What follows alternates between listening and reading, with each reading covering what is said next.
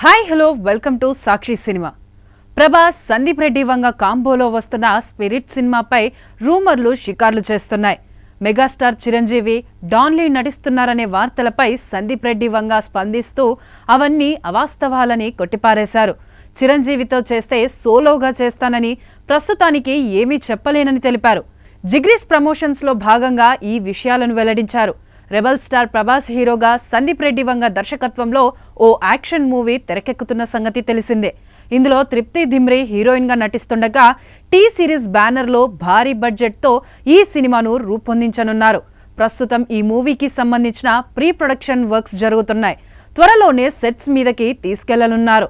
ఈ గ్యాప్లో నటీనటుల గురించి అనేక రూమర్స్ ప్రచారంలోకి వచ్చాయి. మెగాస్టార్ చిరంజీవి ఈ సినిమాలో నటిస్తున్నట్లు వార్తలు వైరల్ అవుతున్నాయి.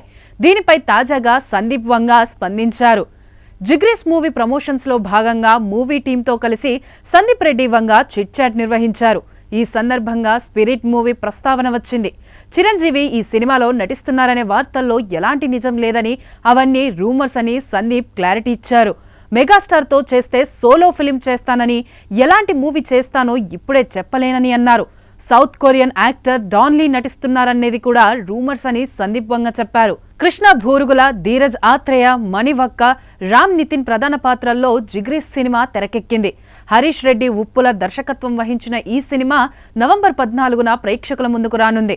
మౌంట్ మేరు పిక్చర్స్ బ్యానర్ పై కృష్ణ ఓడపల్లి నిర్మించారు. నిర్మాతకు ఫ్రెండ్ అయిన సందీప్ వంగ ఈ మూవీ ప్రచారంలో భాగమయ్యారు. ఇప్పటికే ఫస్ట్ గ్లింప్స్ రిలీజ్ చేసిన సందీప్ ఇప్పుడు లేటెస్ట్ గా టీంతో కలిసి ఇంటర్వ్యూలలో పాల్గొన్నారు. సాక్షి టీవీ ప్రసారాలను నిలిపివేయడం చట్టరీత్యా నేరం. సాక్షి టీవీ ప్రసారాల కోసం మీ స్థానిక కేబుల్ ఆపరేటర్ని వెంటనే సంప్రదించండి.